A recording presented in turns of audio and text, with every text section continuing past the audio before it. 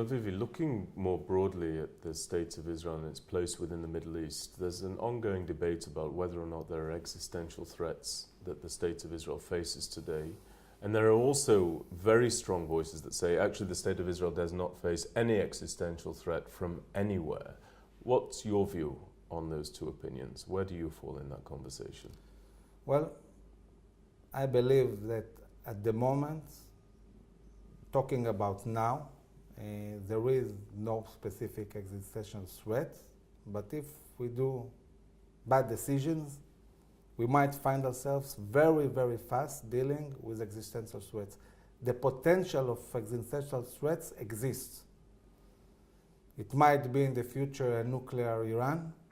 Mm-hmm. It might be, God forbid, an open corridor of terror from all the Middle East into the heart of Judea and Samaria. So there is a potential, and what Israel should be doing is making sure that this potential doesn't come to be. We need to take the right decisions for ourselves. And can you just define, so that everybody understands, precisely what you mean when you talk about an existential threat? You're not speaking about a terror attack, as dreadful as that might be. You're not even speaking about a wave of terror. You're speaking about something else. What is it that you're speaking of? When I try to imagine what would be an existential threat for Israel, it could be one of two scenarios. In the past, we had three scenarios. The third scenario was a big army full of armored units and tanks and artillery invading and conquering the land of Israel. Specifically at the moment, maybe it would change in the future, but specifically in this moment, there is no such army threatening the state of Israel. Today we see a different scenario.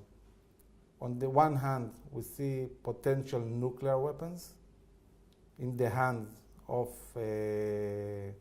terrorist regimes. And on the other hand, we see what we see today in overall the Middle East. It's terrorists that destabilize countries and make them collapse. I mean, the question whether a country can collapse, I think that we can see all over the Middle East countries collapsing. Yemen, Iraq, Syria, Libya, it's happening. Mm-hmm. Who could have imagined 10 years ago that we will see one day these countries collapsing? They are collapsing. So basically, if we create a situation where the same scenario that is happening now in Syria can happen inside Israel, this would be an existential threat. And we should be thinking about it when we take decisions, what kind of solutions we're looking for. Do you think it is being thought about? I think it is, but I must say that I'm worried when I look at Israeli society. People don't tend to really go into details and understand the issues that we have to deal with when talking about the Israeli-Palestinian conflict. Politicians tend many times to speak in very general way, and there is no real serious discussion in Israeli society about these issues.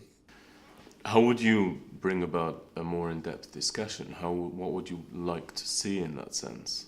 Well, I would like people to put the main interests that the Israeli people have and see how these interests meet or deal with different solutions concerning the Israeli-Palestinian conflict.